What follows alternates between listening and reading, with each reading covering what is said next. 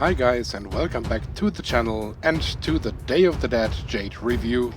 Once again I asked you guys on Twitter who you want to see next to be reviewed, and you chose Injustice Scorpion and Day of the Dead Jade, so we had to do the votes once again, and the second time around Day of the Dead Jade clearly won with 63.6%.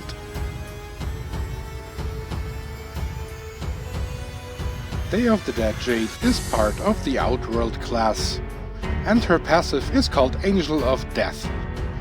After using Evocation, which is special attack 2, and after tagging out, Day of the Dead Jade has a 40% chance to give all Day of the Dead characters a ghost shield that reflects all damage at the enemy for 7 seconds.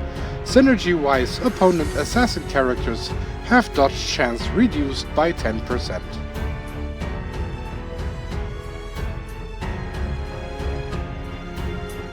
Jade's gear piece is the Bujutsu staff. It gives her 25% critical hit chance boost. Every missed attack boosts Jade's attack damage by 60%, which is for Jade characters only, and 25% damage boost against enemies affected by bleed or poison.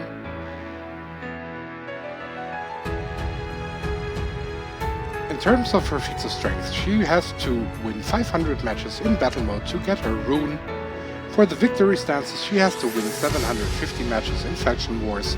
And here we have a little bug which is actually there for quite a long time now.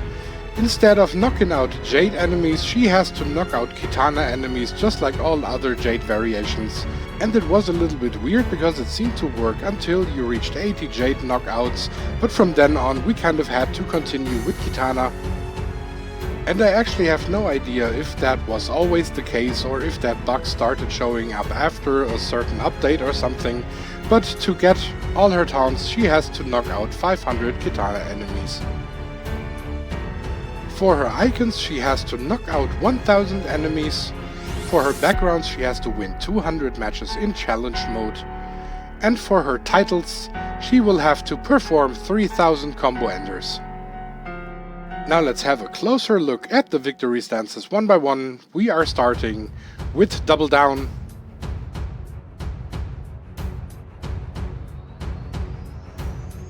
The next one is called No Chance.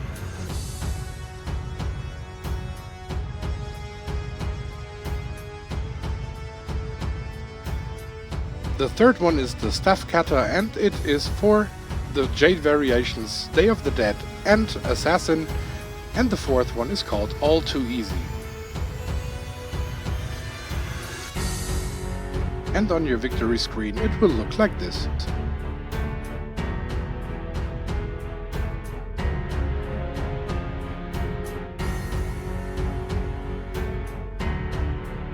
Now I'm going to scroll through all her backgrounds so you can have a look.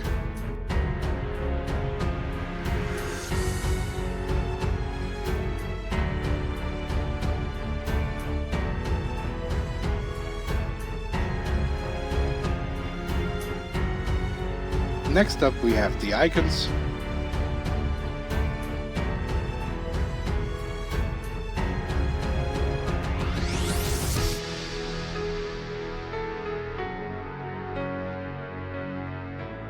And finally the titles.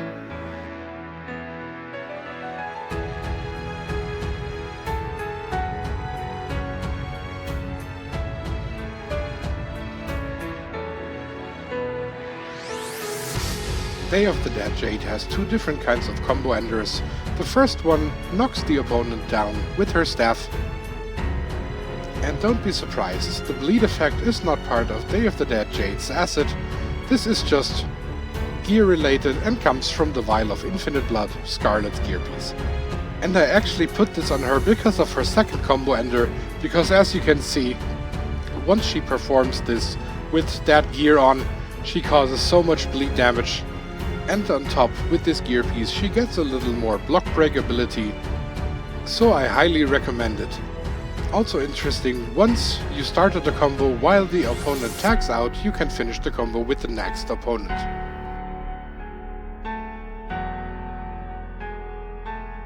Her special one, the Staff Whack, should already be known from the Assassin variation, and it also gives her a shield break ability. Just in the Day of the Dead variation they added this nice little smoke effect, and of course the special one also is very good to knock out your opponent. For a special one it actually deals a lot of damage, just be careful to not execute it too far away from the opponent, otherwise the attack might whiff.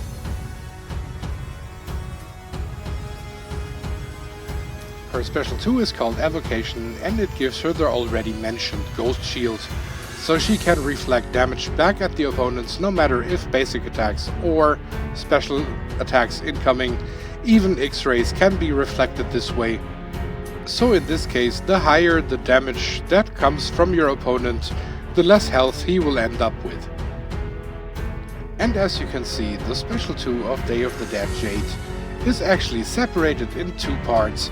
So you're starting with a swipe, and the second one is also a swipe, and if you hit this below, I think 80%, there is no special visual effect tied to it.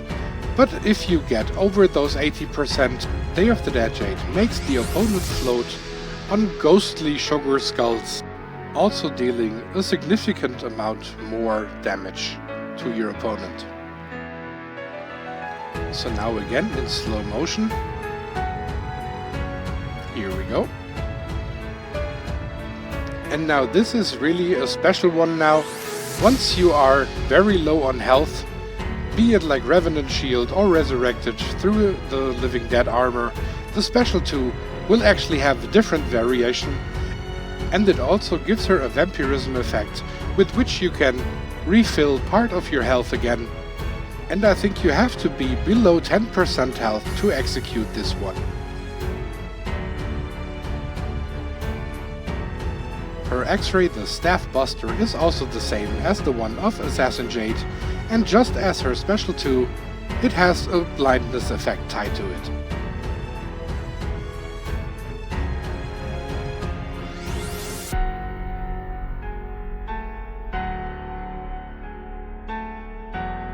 Also worth a mention is that she has the Tag in Attack, which just deals a little bit of damage. But of course her main passive is definitely the Ghost Shield, and it pretty much reflects back all kinds of damage, except damage over time of course. And once your opponents hurt themselves on the Ghost Shield, you can perform counter attacks and take them down quite easily.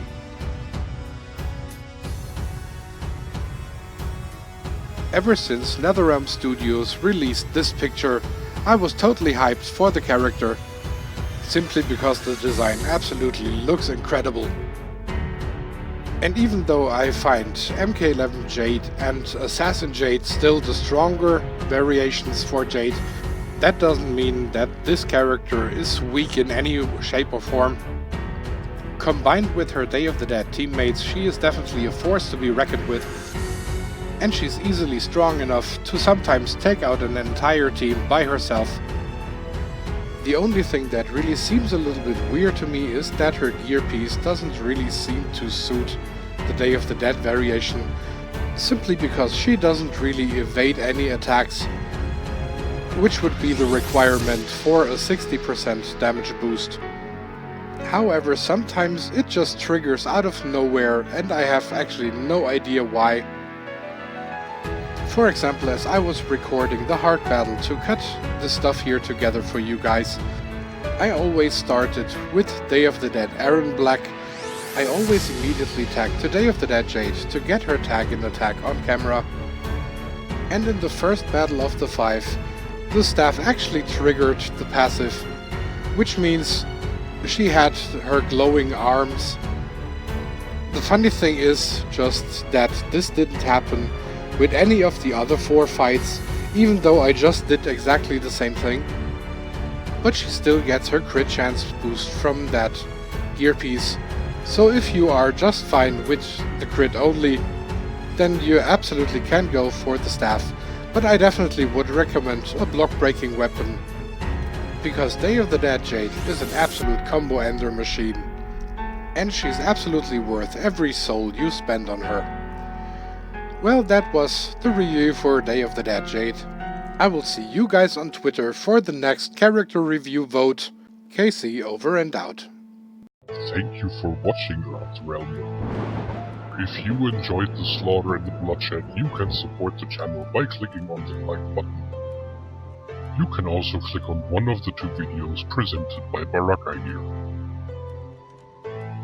Also make sure that you are subscribed and click the bell notification icon to be notified upon new uploads. You all know the drill. Wound not kill, have a good one, and see you next time.